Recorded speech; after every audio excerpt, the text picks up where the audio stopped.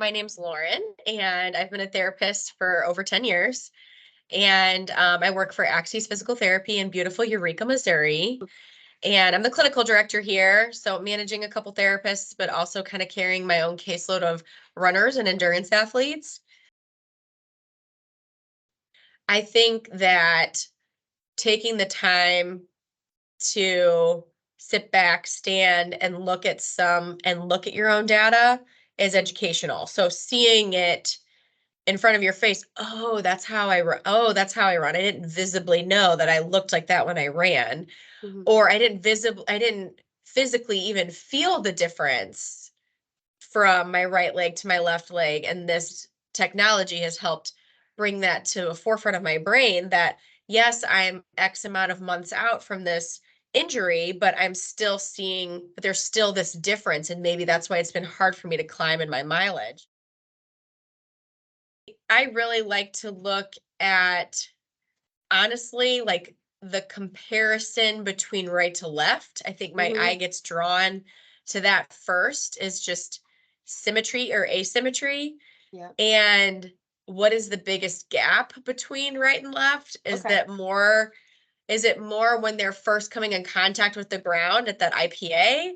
Or is it more at the ground reaction force at mid stance, like more so at mid stance, where they're like, their body's really absorbed the force, and you're just kind of like, okay, well, which side is absorbing it more efficiently?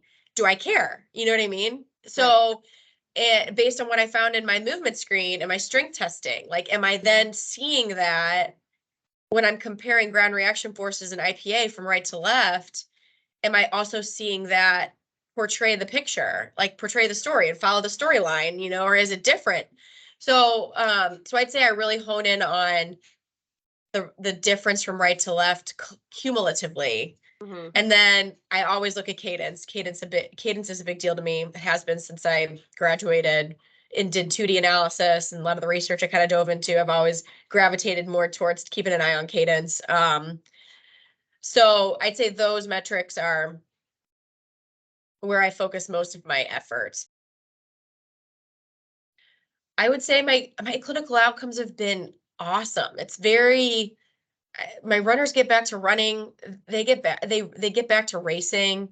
I'll get testimonials from runners. I'll get the random picture after their race, like, thank you, I finally, like, I finished my marathon, maybe a 5-minute PR, or or something like that, or it's just that feedback of like, hey, like, this is the first training cycle I've actually felt strong and healthy, and that's so that in and of itself, improvements in time or not, it's the fact that they're saying, like, I got through an entire training session or training season injury free, and so you feel like where you did intervene ultimately did pay off. And so the outcomes truly are great. So we do a 2-visit or 2-session package typically with these runners. And so they're roughly 45 to 60 minutes a piece. Now, that first session, I always tell my runners, this is data collection day. So like today, we're going to do a movement screen. I'm going to do some strength testing. I'm going to get you running on the treadmill, and I'm going to identify a few different views on the treadmill, from the back, from the side, close up, maybe far back. And then I'm going to do that with one set of sensors, with the VMove Plus. And then we're going to send you out on an outdoor run. Now, their second session, when they come back, which I try to space this out a little bit just to give myself some time to, look at the data and then kind of make a game plan in terms of like what I want to talk to the athlete about, and then what interventions I want to do afterwards. That second session is a review. We're going to start the session by pulling it up on my TV and casting the report up there and talking about it line by line. And there's some things that are more important to me than others, kind of depends on the athlete, but and that's kind of where we're going to review what we found, provide some one-on-one coaching, and kind of, tell the athlete kind of what our plan is. This is where I need to intervene. This is where I don't really need to touch it. A lot of the times it's, if they're a healthy runner and they're doing really great, they just want a quick check, I might not change that much, because they're doing well, right? They don't want to fix what's not broken. But a lot of times, more often than not too, they're coming to me because they need an intervention. They need something changed. They've had that recurrent shin pain, that recurrent hamstring pain. And they're like, why? I'm going into my third training cycle. I don't understand why. So that's when we're kind of like, well, there might be something in your form and your technique that is breaking down that if we do a little tweak, it might be more sustainable for you going forward and help reduce your this recurring pattern you're finding. So, so that's kind of the meat of what we talk about on that second session. I've found that the manual Okay. So the side where you've got it like 1 minute interval, next minute interval, that one, that option, if you will, that seems to flow really well from like training pace for a minute, tempo pace, and then race pace or close to it, Okay. right?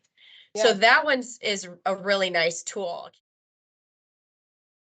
I think that the return on the investment is word of mouth. Like I said, they're gonna tell their running coach about it. They're gonna tell their running buddies about it. They're gonna tell their local running club about it. And then from there, you just are starting to build a caseload that's a bit more of what you really want to do. If you are in fact passionate about it, it will help build that caseload of what you want. So email or phone number, our phone number at our clinic is 636-206-6725. Annie's our front office, and she's great. She knows how to schedule accordingly. She knows where my optimal times are. And then email lhuckstep@axiespt.com. You can find that on our website. Each clinic has that, like in our company website for Axies Physical Therapy, you can dial it down to different specific locations within Missouri. So yeah.